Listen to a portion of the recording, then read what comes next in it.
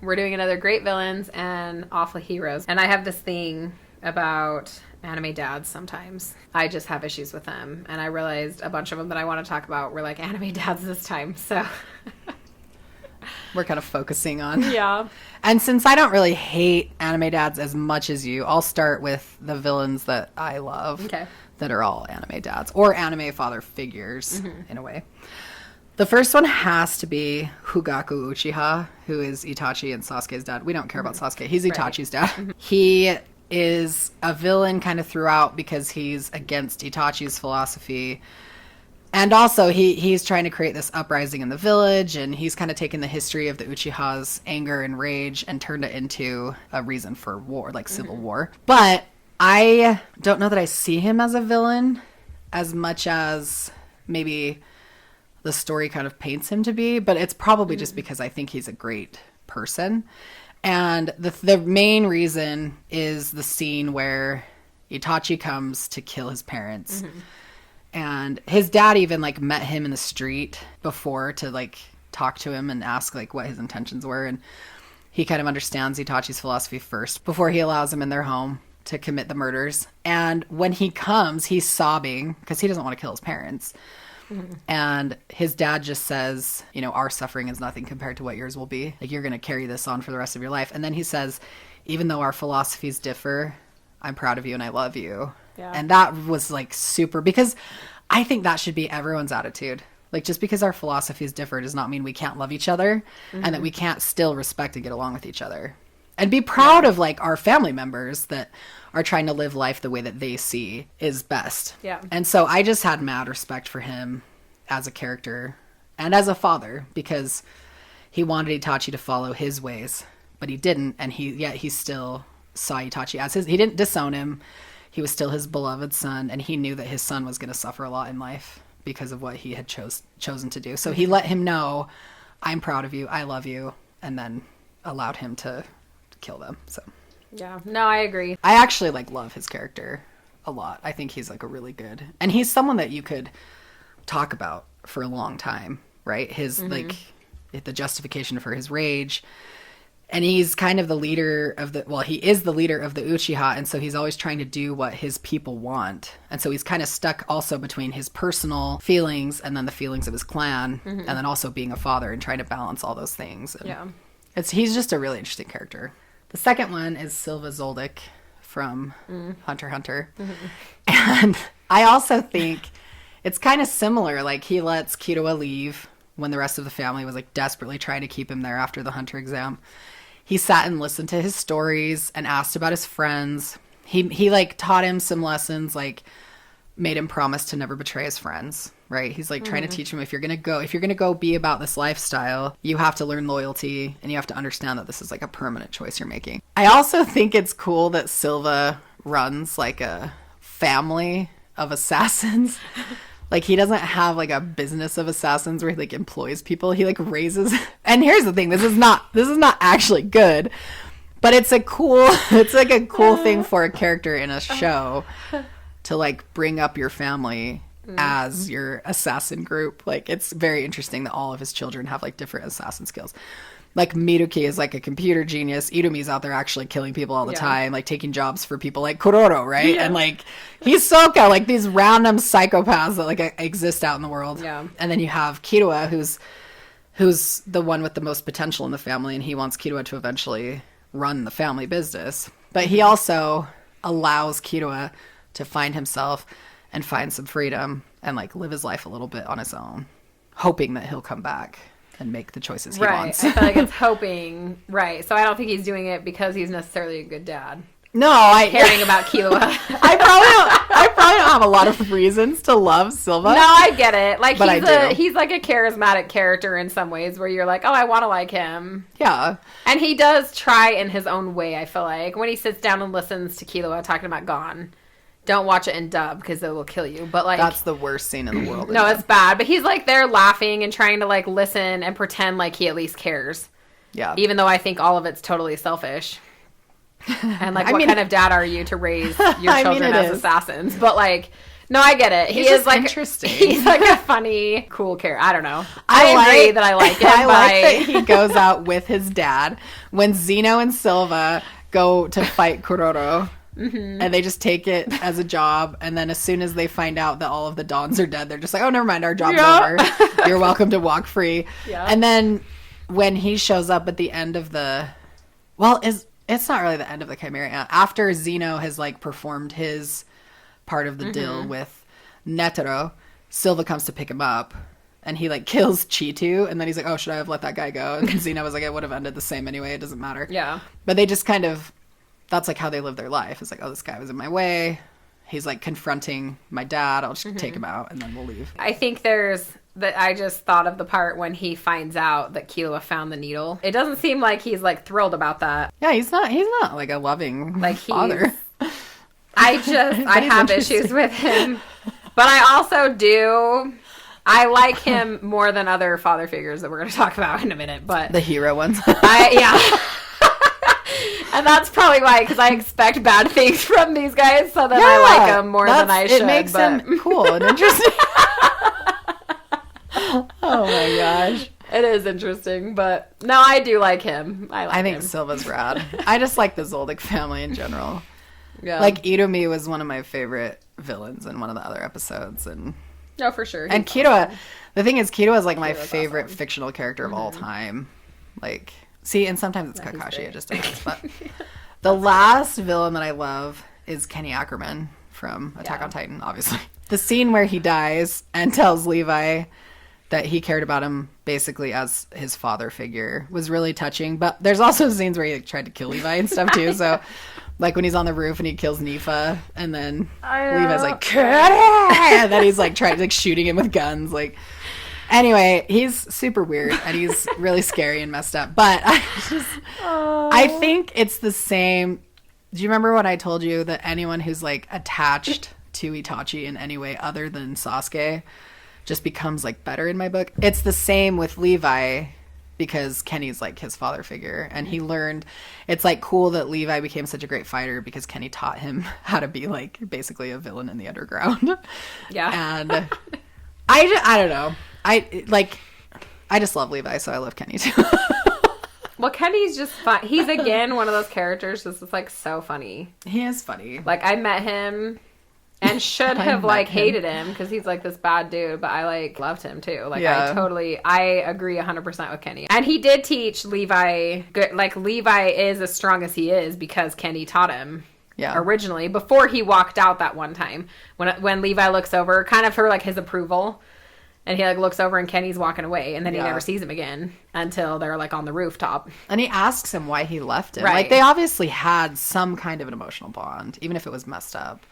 Right. I'm glad we agree on him because I like Kenny. No, I for sure agree with you. And I'm going to disagree with you a little bit about your heroes, but go ahead. I know, but I can't help it. I hate them. No, go ahead. I'll just pipe in sometime. The first one is Garp. Okay, Monkey D. Garp. From One Piece, if that was not obvious from Monkey D. But, or just the Garp part. Well, that's true, but he always says things like he raised Luffy and Ace. I saw the backstory with the three brothers, and you didn't raise them. I know he stopped by to try to, like, you know, see him every now and again. But the only thing he ever did was, like, beat the crap out of him. And again, here's the thing. Sometimes the tough love thing can, like, work in certain situations. And it can be like, okay, I know they did that in that situation because it was going to be better for them. But Luffy's, like, 7 when he goes to live with Don Don. And Garp has already, at this point, like, beat the crap out of him multiple times. That is not my kind of humor. Even if it's supposed to be tough love and like, I'm going to teach you this and, oh, you want to be a pirate? I'm going to teach you. There were parts that were funny. Like after Water 7 at the very end and he comes and he's all, Luffy, like it's grandpa. On the loudspeaker yeah, he's thing. Like, yeah. But then at the war, dude, the war, it's like over for me. Like I will never like Garp. I don't care if he comes in and he does some cool stuff. Like no, like I don't care. He's dead to me. And I know when he's being held down by Sengoku and Akainu, he like says he'll kill him after Ace dies. And I'm like, okay, that was like supposed to be this nice moment where you're like, oh, he's mad.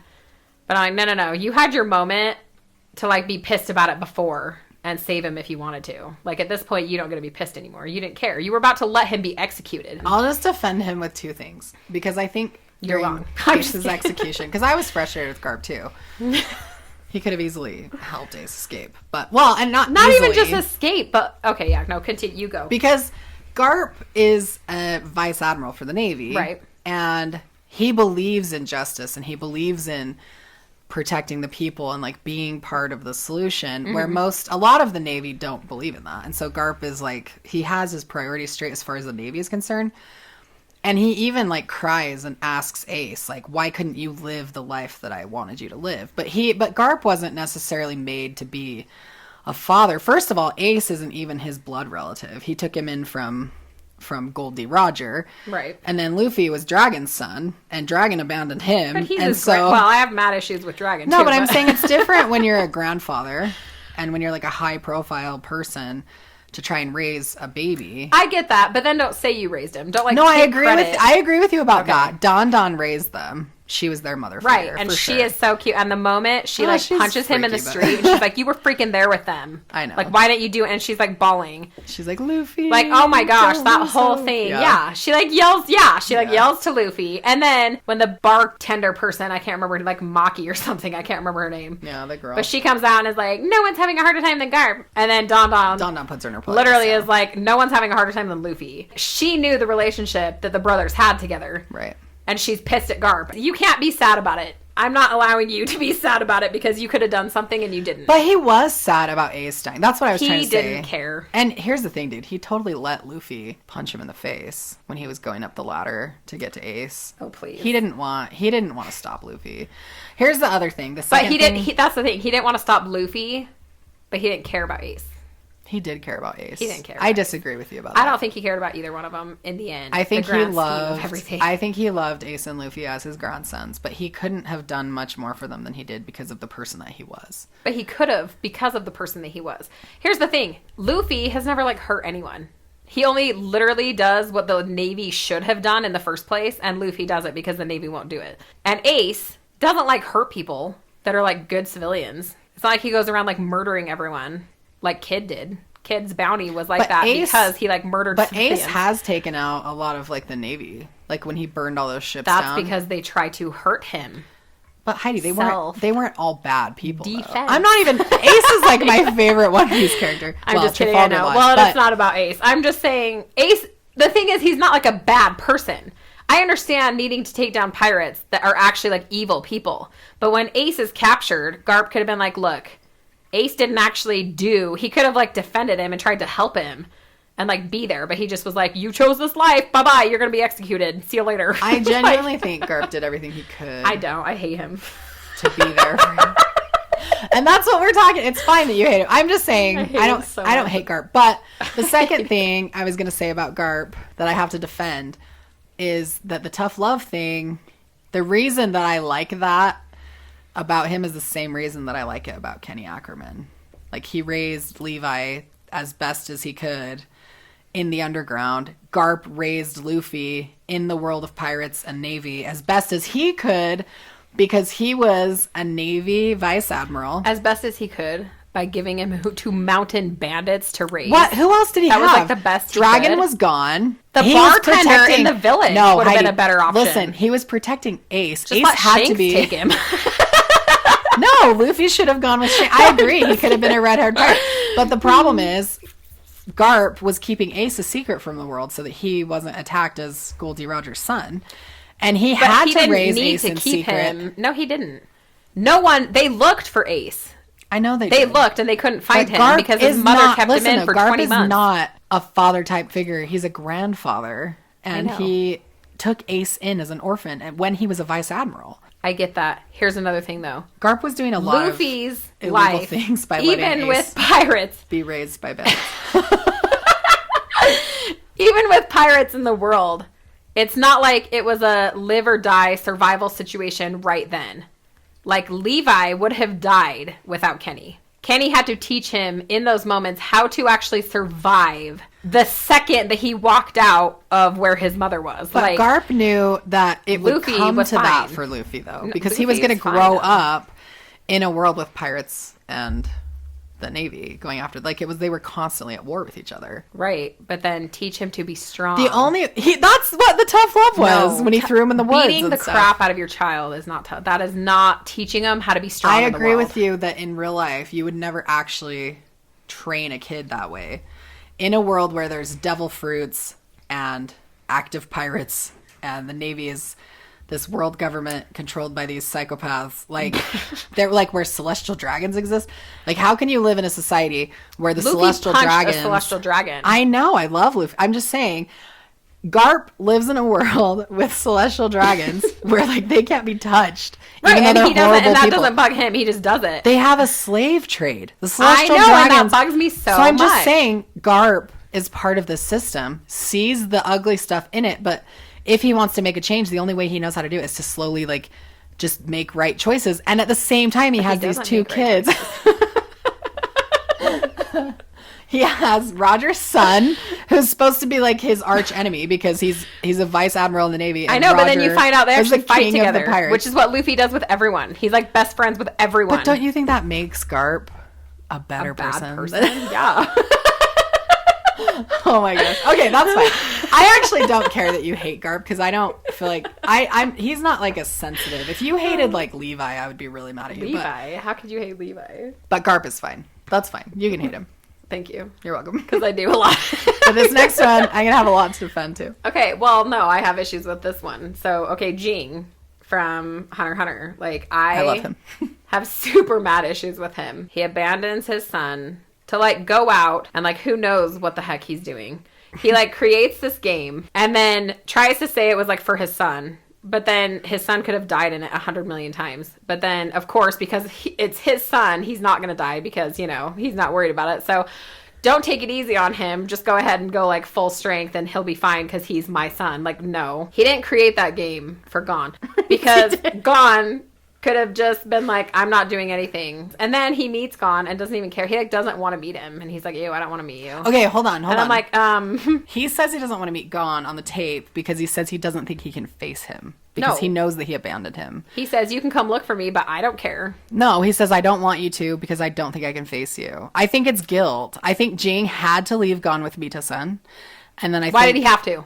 It probably has something to do with his mom. That's my theory. But here's the thing. Okay, that can be your theory, but I don't know. But we don't know enough to be like, Jing did the wrong thing by leaving he better post Gon. some more chapters then. Mito-san. No, he is. Jing's on the I boat. know. No, I don't think we know enough about Jing to know that he was wrong to leave Gon with Mito-san. I think he had things that he had to attend to. And along the way, he did learn to sort of appreciate the detours and the friends he made. And I also think at the same time, he was trying to care for Gon in the ways that he knew how, like making the game, knowing that there's a chance he was going to be more like him than whoever his mom was, and that he would be determined to be a hunter and he would be following in Jing's footsteps. And that was the way that Jing could train him to be a successful hunter, was to make this game, because he couldn't be there for him as a father. I mean, he could have been. No, but very we easy don't know decision, though, like, like either. why Jing left. And so I know. just think we can't hate him until we Well, have more I can. information about him. Here's the thing. There's only one person in the anime world that I've ever gone from loving to hating. Sasuke. That's Uchiha. Sasuke, yes. Yeah, it's easy to do. It is possible for me to, like, change my mind about a character. Yeah. So maybe I'll go from, like, loathing him and hating him and despising him and everything he stands for, and then loving him when I know more about him. I'm going to be really But excited. I feel like right now, I can't... There is nothing about him that I actually like. But I'll be I excited don't like anything. when Jing becomes your favorite character in Hunter x Hunter. That will never happen. But I could see me maybe liking him more than I do now. How do you know that would never happen? What if you like him more I'm than not Hisoka? stupid. I'm more than Ahsoka. Isn't Hisoka like your total favorite? Oh, I love Kurapika's your Ahsoka. favorite, though. Kurapika's my favorite, yeah. But That's funny because my favorite is Kurapika's enemy. I know. Just And kidding. I hope he's not my Kurapika favorite. murders Kido the is. crap out of him. Kido is my favorite. You hope he murders the crap out of him. The actual crap, yeah. I'm not offended for Jing. I just think we don't know enough about him yet to hate him. But I feel like that can be any character. No. I feel like you can use that excuse for anyone. Like, oh, we That's don't know for sure not enough, any. or whatever. No. Okay, let's take like one of the villains that we love from one of our other episodes, who's Doflamingo. He actually, Flamingo. we know for a fact that that dude is like a villain. He does horrible things. Jing, Yeah, but maybe he was We don't doing know. it for, like, the greater good. no, he for sure was not. Maybe. We don't know. No. Maybe they could No, change we that. do. We know. Maybe. Doflamingo ends up being the One Piece. No, we know that he's a villain. Jing. Right. But the is things I Gon's know dad. about That's Jing all right we now. really know about him. No. Yeah. He abandoned Gon. But we don't know why, why. but he did. But we can't He like hate him left for him it. and then pretended like he was going to like help him along the way, even though he didn't actually care. He never wanted to actually meet him. He does kind of like whatever that situation was with Kite. Gon. Oh, when he says, Gon's like, I couldn't save him. And he he's says, like, if that's you because you're don't, stupid. if you don't apologize correctly, I'll have him hit you again. And then Gon's like, again. And he turns around and he's like, Jing. Because Jing has been keeping up with Gon's life the whole time. Jing sucks. No, sorry. He didn't want to go see him in the hospital when he's like hurt. If he's keeping tabs on him, guess what? If Gon is unconscious for a little bit, you can go visit your son in the hospital. Like, that's okay to actually do. But don't you remember he asks Leorio, did Gon say he wanted to see me? And Leorio's super pissed about it. But I think Jing actually thinks Gon doesn't want to see him. I don't think he feels worthy to go be his father figure in the hospital. Gon feels that way if Gon has done everything he wants him to. Jing didn't want Gon to follow that path. He wanted him to just live his life. No, he didn't. But he knew that he That's had why the he potential. set everything up for him. You can't tell me that everything he did was for him and then tell me he didn't want him to follow that Gon path. wanted to be a hunter like him. Of course he wants to be a hunter. No, not like him. not of course. He could have been... He could have been more like Mito-san. Mito-san could have raised him to be different. You don't know how he's going to turn out. Is not like Mito-san. Okay. I know that. Mito-san! I have mad issues with him. And that's fine. I know you love him. Here's the thing though. I don't know enough about him to really make You do know a lot about him though. I do like Jing though. But what has he done that makes you actually like him? Well, he's one of the top 4 Nen users in the world, and I respect that. Oh my gosh. Oh my gosh. You just proved me wrong. Thank you. I love him now. I think he's great. I just think he's like he's like fearless. He's like going to the new continent. He's like fearless. The dark continent. I mean, I do think there's a lot of interesting stuff about Jing, especially now with the new arcs in the manga. He's a much more interesting and involved character. So it'll be fun to get to know him better and understand his motives. Maybe I'll love him by the end, and that'd be cool. Yes. So, okay, the last one, and I know you disagree about this one. Well, too. this person's in my top 10, and I know. So. Okay, here's the thing. I don't hate him as much as I hate Garp and Jing. Here's the thing. With this person, I've already explained why I love him. So I'm just going to let you talk about why you hate him, because everybody's already heard me talk about him. So, okay. Go ahead. I won't interrupt this. But I don't care. It's fun to interrupt. Okay, it's Jiraiya from Naruto. From the second he was introduced... literally until his actual death, I did not like him. And then his death scene made me like him a little more. I definitely do not despise him as much as Garp and Jing, but I feel like he did a horrible job at being there for Naruto throughout his training and trying to help him actually be stronger. Another reason why I love Kakashi is they go about the training completely in different ways. Jiraiya is like, okay, Naruto, go get stronger. And he gives him like tips occasionally and then just like says he's going to leave to go hang out with women. And Kakashi is like, okay, Naruto, like I'm going to give you ideas. You can use the shadow clone and this and this. He gives him like tips. And then he sits there with him while he's training. Yeah, that might be boring. And it might be like, oh, he doesn't need to be there. But I feel like Naruto progresses better in that situation. Just knowing that someone is there supporting him rather than feeling like he's on his own. Honestly, I'm not a fan of an old man peeping at little girls. Having a daughter of my own, I will murder any Jiraiya type man who's like gonna peep at her. You know what I'm saying? Like, no, I agree with that. That's not, sure. It's disgusting to me. It's not funny. It's not funny. Like cute in any way. Like, oh, he's peeping again. Haha. Like, it's just, I despise that. I mean, I get they're not necessarily supposed to be little girls, but they're a heck of a lot younger than him. And when all of a sudden he's going to die, you find out that he like wrote this other book that inspired people and like changed people's lives. And it connected people in a way that you just were like, what the heck? Like, I for sure was not expecting, from the kind of character that he was, I was not expecting him to have actually done anything worthwhile in his life, like write a novel that could have changed the outcome of especially Naruto and Nagato. And then Minato, loving the name, and that's why he's Naruto. And it did make me like his character a little bit more, that he like wrote a book like that. But then sometimes I'm like, how do you go from writing a book like that and changing the world to then being like this pervert who just, that's like who he was to me up until the very end.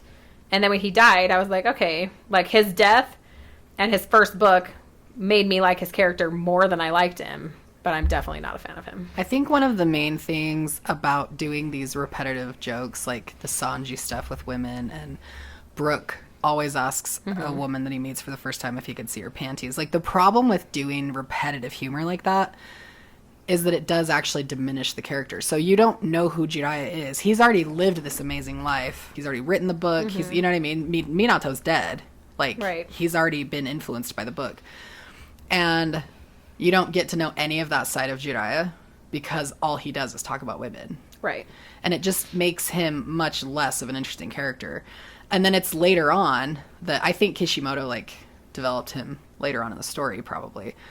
But that's the only time you get to see him as an actual person that traveled the world and made relationships and taught orphans ninjutsu and, like, tried to make peace where there was war. Even though he was part of the war, he also tried to, like, do good things. But you don't know any of that at all because all he ever talks about with Naruto, who, by the way, is his godson, which is why he's on this list, because he's the godfather of Naruto. And he hasn't been there for Naruto at all. And then when he finally has a chance to be with him and raise him, all he talks about is pervy stuff. Right. Naruto literally calls him pervy sage. Like, and his whole life, and Naruto's, that's all he knows. Ninjutsu specialty is the sexy jutsu. Yeah. And he has to call Jiraiya out on, like, listen, you got to calm the perviness down. Like, I want you to train me. So I do agree with you that Jiraiya, his entire personality was overshadowed by this stupid joke. This recurring joke that wasn't that funny to begin with. That kind of stuff diminishes a lot of characters in anime, for sure. Yeah. But yeah, it's fine. I don't ever care that someone doesn't love Jiraiya's character, though. I had to think of him as, like, oh, he's lived this long, interesting life. And I have to just, now as an older man, he just doesn't really have much to talk about, I guess. Which would be dumb because he's one of the 3 seinen, and he's like, well, write a book about more of your experiences that you've had through life. Like, I don't know why it has to. And you know what, you want to write a novel like that, that's fine. Like, people do that and they're really successful, but don't make Kakashi the whole right. But Kakashi's not, like, pervy about it. Like, no, he might read it wherever he is, but it's not like a disgusting. He doesn't. I don't think of Kakashi and be like, oh my gosh, he is such a pervert for, like, reading a book. He's just reading a book. Yeah. Like, I don't know. So it's still different. It doesn't, Kakashi reading it doesn't make it different because I see how Jiraiya acts. I think Jiraiya is a good example of a person who lived an amazing life, but just didn't ever, like, live reality. He was a ninja his whole life. Yeah. He was isolated. He traveled to write, which sounds like a dream life, but really what ends up happening is you become lonely and sad. And I think that's what happened to Jiraiya. Anyway. I would agree, but it made me not like him. That's fine. That's fine.